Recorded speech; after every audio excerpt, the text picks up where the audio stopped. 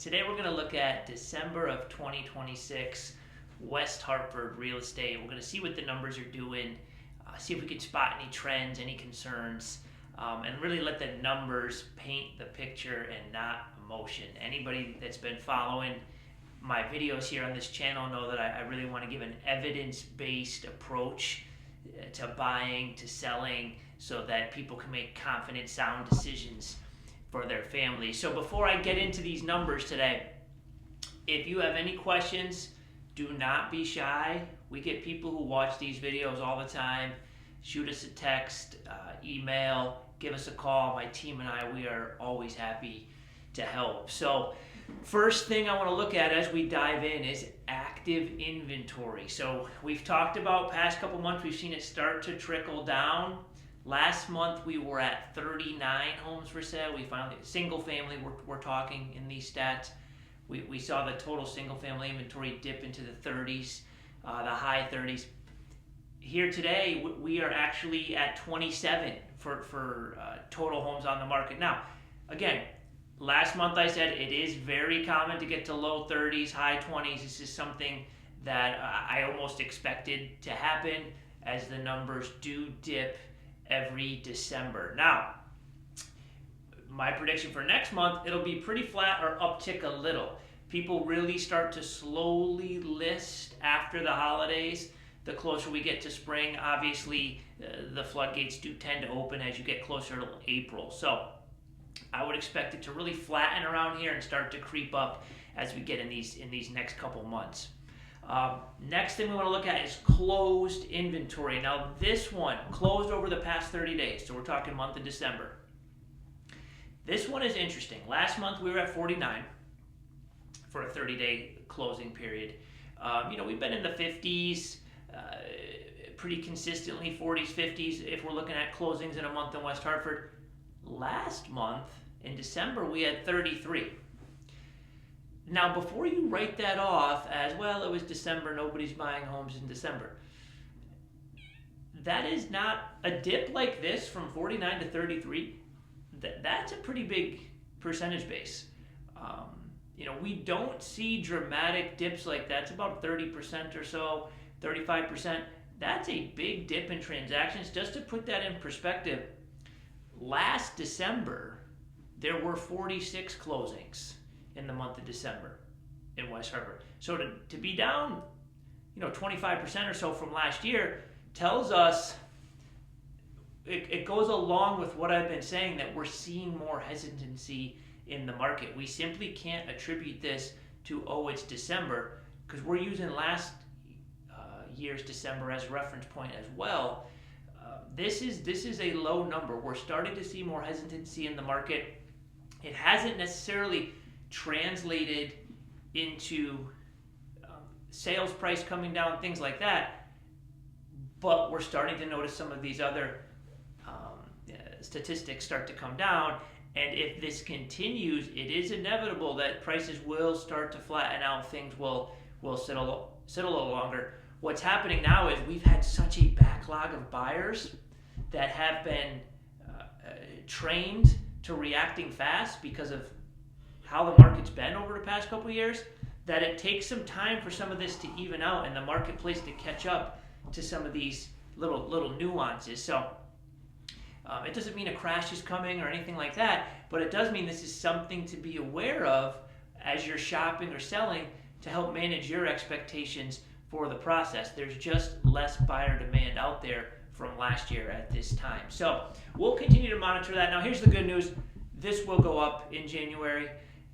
Now that the holidays are over, that number will always trend up a little. And especially if we look at some of the backlog we've had the past couple months in terms of the hesitancy that's out there, some of that starts to work itself out as we transition into a new buyer psychology or buyer state of mind, where now that buyers have been hesitant for a little longer, making slower decisions, now the cycle of buyers starts to creep up, where those people ultimately will have to buy and will buy something in the marketplace, and they'll be filled with the other people who are a little bit hesitant out there. But that initial hesitancy will slow things down whenever there's a mindset shift in the market. We saw that with interest rates when they went up at first a few years back. When they went up to the 5s and the 6s, people froze for a few months. Then once they understood the market, the floodgates opened again and people started buying. So this closed sale number is something that I anticipate will go up in January, February, and March, in 30-day cycles. Next statistic is days on market. This one has been one of the most consistent. We're looking at median days on market, and we're at 6. Last month was 5. So really not a big change here. Things are still moving fast, but again, the intensity of it is less. There aren't as many offers on the table. There aren't as many buyers in the buyer pool, but they are still reacting quick to homes, which kind of goes along what I was saying with the buyer psychology, with our last metric. Sales price, at our median sales price over the past 30 days. This is the one that I've been watching. If you watched last month's video, this is one it was a little bit blurry. We were up between 570 and 610 pretty consistently.